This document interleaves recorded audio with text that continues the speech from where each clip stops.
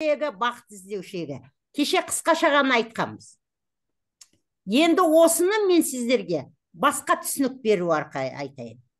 Енді қалған адамдардың қасиетін бойларыңа жинауларың керек. Бірліктің бойында қандай мықты қасиеті бар? Біз айттық, стратегиялық қабілеті мықты дедік. Значит, бірліктен нені үйренуге болады? Стратегияны. Екіліктің мықты қасиеті неде? Ниеттенуіміз керек. Біз адамды түсінейікші деген ниет екіліктен үйренуіміз керек. Мықтылығы қай жерінде?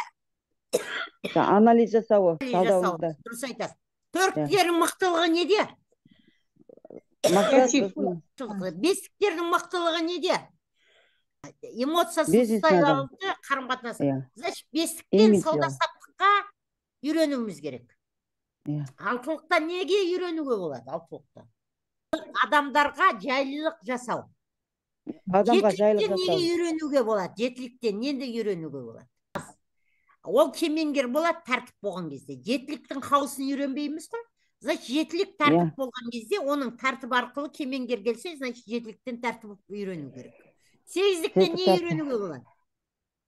Жету керек. Материалдық байлық. Тоғыздықтан не үйренуге болады?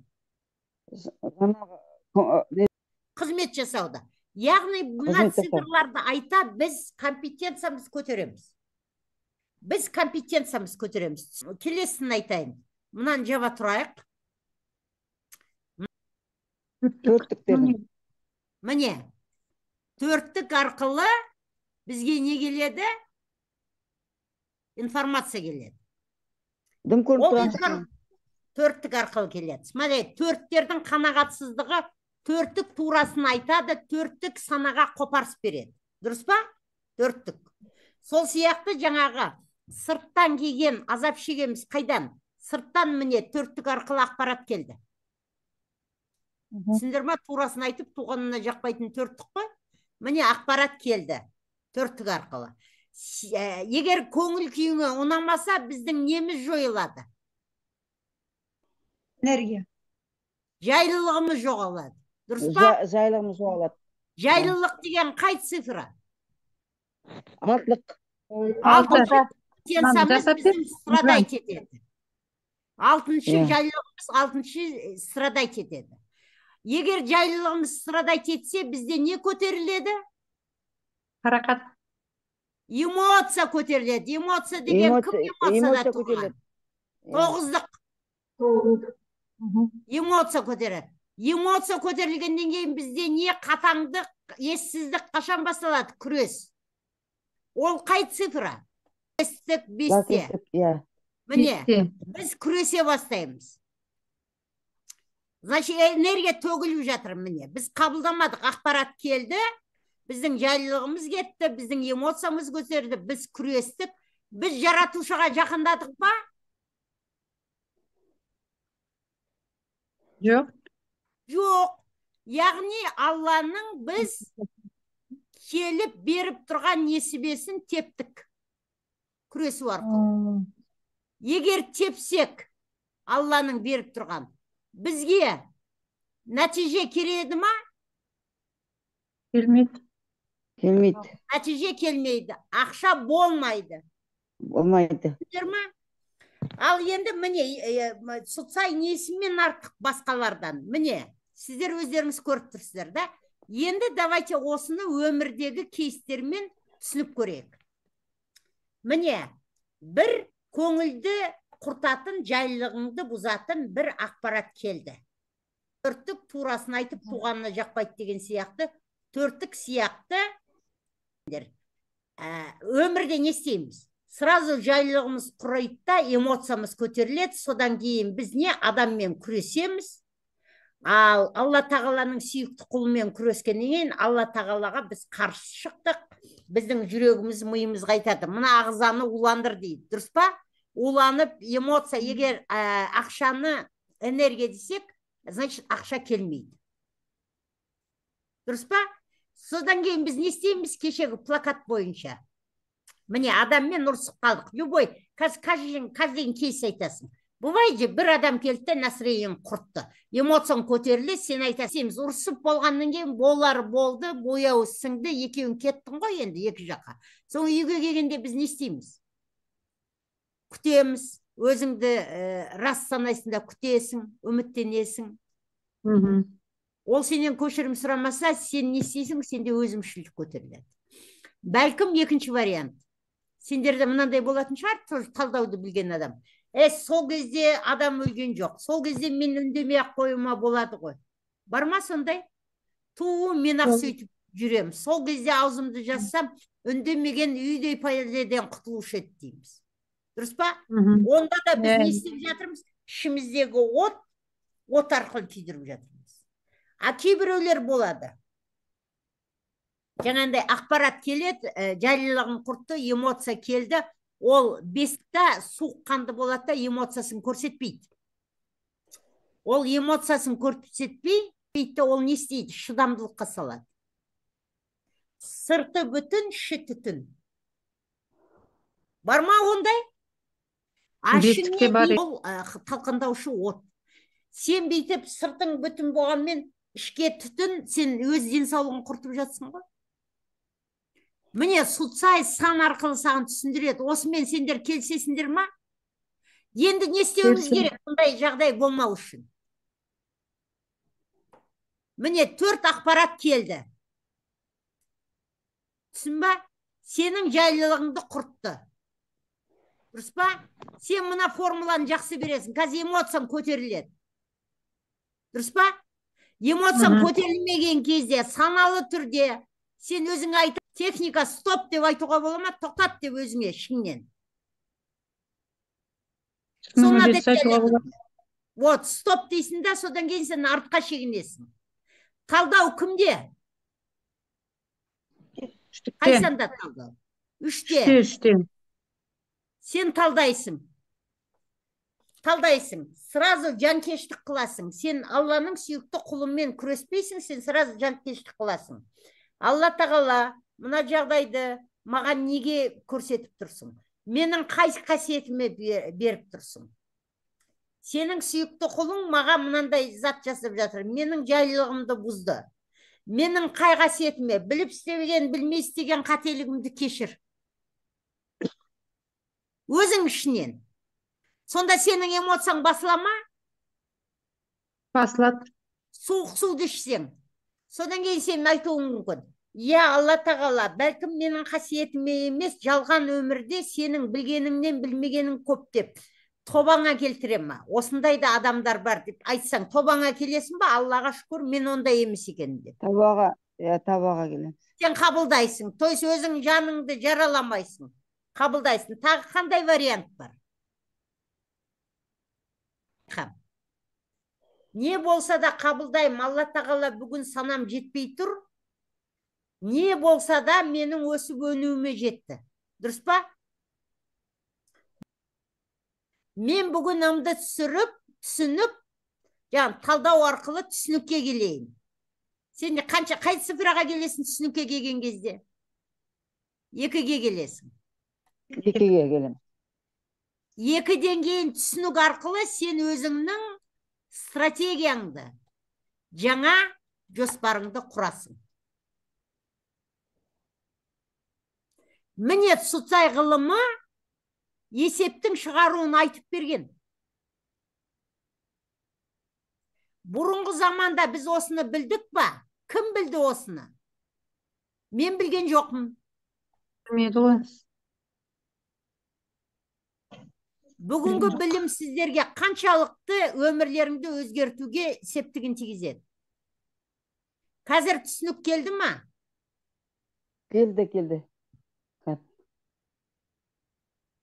Қандай инсайт келді? Қайсың эмоцияң көтеріліп, қайсың кекшілдікке? Еле жаңа Алтынай кеше айтып отырды. Но адам сондай болса, ол нервін құртатын болса, не істейміз деп айттыңдар ғой? То есть мұнда выход. Сенің қолыңнан келе ме ол адамды қайтадан жаратқанға? Сен не істеп жатсың? Жетуге қолымыздан келмеді. Сен өзіңнің денсаулығын құртпасын, басқа ешнәрсе маған мәлім.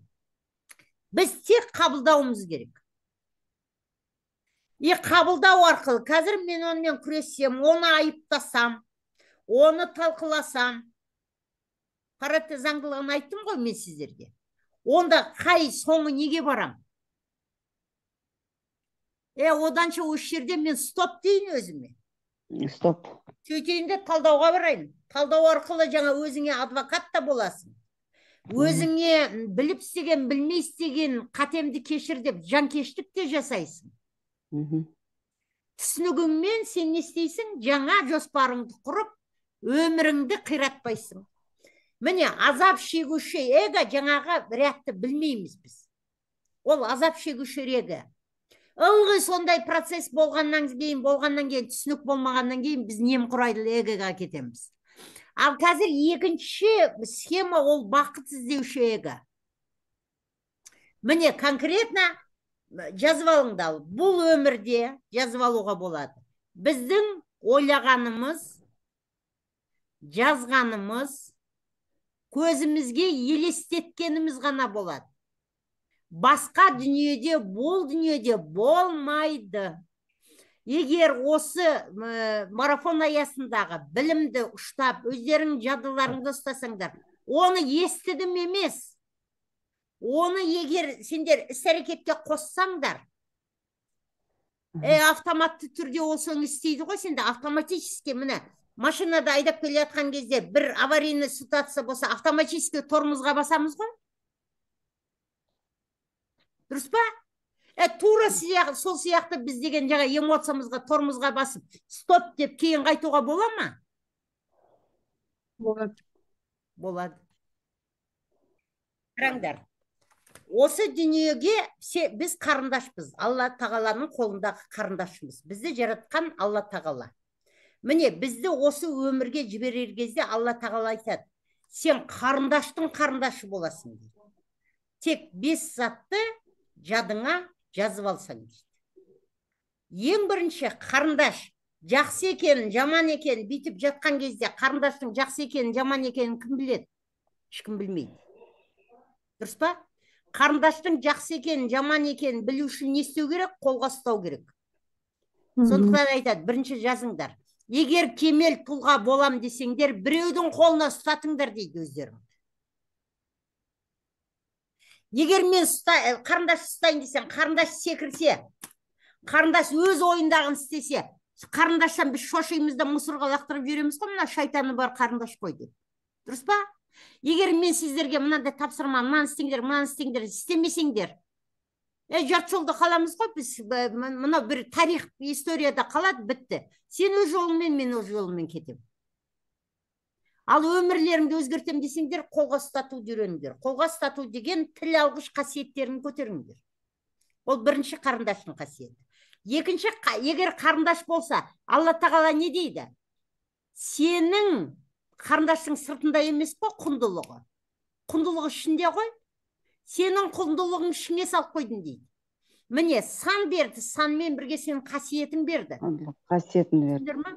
Қасиетін берді. Значит, құндылығың ішінде, ол қарындашқа ылғи есінде болсын, сенің құндылығың ішінде дейді. Оны қараңғыға тық қойған бақыт деген қараңғы комнаттағы қара мысық сияқты өзің білімсіз табамайсың. Құндылығыңды ашу үшін де ұстаз керек. Одан кейін қарындаш болса, қарындаш жақсы жазу үшін не істейді? Ұштайды. Үшінші, сені дұрыс жолға жүрмесең дейді, мен сынап ұштаймын дейді. Немесе сен өзіңді ұшта дейді. То есть мен сендерге видеоны жасаңдар дедім. Сен жасау білмейсің. Бір рет жасайды, екі рет жасайды, сен ұшталынасың ғой. Сен мен сияқты спикер емессің. Сен ана сөйлей шешендік, көре көсемдік болады ғой. Түсіндір ма? То есть міне сынақ келген кезде жаман қарындаш сияқты сен сынба дейді. Не тупи, не ломайся дейді. Если қарындаш кешке дейін сына беретін қарындаш болса, біз не істейміз? Мусоркаға лақтырып жүреміз ғой. Понимаете? Теперь қарындаш болса, тағы қандай? Мынандай ручкамен жазсақ, мына стенаға жазсаң, мына сиясы төмен қарай кетеді, төбеге жазсаң, ол бір жазуы мүмкін, соң жазбай қалады ғой, дұрыс па? Ал қарындашпен жазсаң, мына Италияда бүкіл неге потолокқа сурет салынған. То есть бүйтеді, мен саған мүмкіндік бердім дейді. қай жерде қолданса да сен жақсы із қалдыра аласың. Жазыңдар, 4-ші біздің мүмкіндігіміз Алла тағала айтқан. Қай жерде сен қолданса да, сенің ниетің пейілің болса, сен әдетіңді өзгертем десең, қай жерде болсаң да сен жақсы із қалдыра аласың. То есть мына видео арқылы жақсы із қалдырыңдар. И бесінші, мына ручкамен жазған кезде қате жазсаң, оны сызсаң, ол не істейді? Көрініп тұрады. Ал қарындашпен жазып қателік жазсаң, өшіргішпен өшіруге бола ма? Сондықтан бесінші рет. Сен қателік жібердің деп қорықпа дейді. Сенің өз қателігіңді өзің түзеуге мен мүмкіндік берем дейді. Білемін. Қарындаштың мына притча, мына аңыз, сказка, на нем намек, міне намек. Әрбір жерде басқа адамның жетістігіне себепкер бол. Міне, Жанат Қожамжаров ұстазымыздың үйретіп жатқаны басқа адамдардың жетістігіне себепкер бол. Мен сіздерге себепкер болсам, сіздер маған себепкер болыңыздар. Қоршаған орталарың, егер осы ақиқатты білім, сіздердің өмірлеріңізді мінәндай өзгерген болса, ол бір марафонмен сендер ақылды болып кетесіңдер деп айтпаймын. Гаухара өте дұрыс айтады. Кішкене түсініп келіп жатыр деп жатыр. Енді қараңдар, ол ай сайын алуларыңа болады марафон. Тема көп. Мен бүгін бір тілде түсінсем, мен кеше азап шегуді басқаша мынау арқылы түсіндірсем, бүгін мен басқа тілмен түсіндірдім. Ертең мен басқа тілмен түсіндіре аламын. Адамның деңгейлері өзінің санасын табады. Ал егер мен бір күнде сендерді трансформация жасап, саналарыңды өзгертсем, көз алдарыңа елестетіңдер. Міне, су. Жаңа, су деген сіздердің энергияларыңыз. Қандай да сіздердің тәжірибелеріңіз бар. Жақсысы бар, жаманы бар. Өткен өмір ғой тәжірибелерім ғой. Сендер тұлғасындар ғой. Ал мен егер келгенде мен білгіштенсем, мына суың лас қой десем, мына түсінігің жоқ қой сенің деп, лақ етіп төгіп тастасам, мен сендерді өлтіріп қоям ғой жан дүниелерің, дұрыс па? Міне сендердің қандай да түсініктерің бар. Жақсы да болсын, жаман да болсын, жаңа эмоционировать етеміз. Түсінбейміз ғой көп затты. Мына марафон аясында түсініп жасындар ғой енді, кішкененің болса да, ақиқатты да. Міне, смотрите, сіздердің саналарыңыз басқа сана болу үшін оған уақыт керек. Қандай уақыт керек? Міне, ол түсініктері төмен болды. Бәріміздің түсінігіміз төмек болды. Менгі төмен болып бөліп қала салдаған. Смотрите, егер сендер менің қолымы ұстатсаңдар, міне, мен аламда, кранды ашамда, ылғи тық құйып отырам. Жан дүниелеріңді жараламай құям. Сонда су мынаған келеді. Ескі су не істейді? Сыртынан аға береді, ескі су. Дұрыс па? Уақытысы келген кезде сенің санаң тазаланып шықпайды ме? Тұтасымен.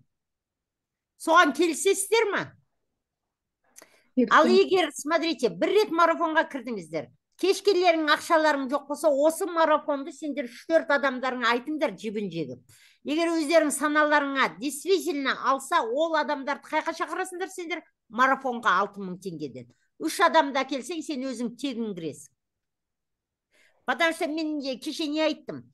Кемел тұлға 7 реттен кейін түсініп келеді. Қалғандарына 28 реттен кейін түсініп келеді. Міне мен 3 жыл болды оқығаныма. Біреулер 20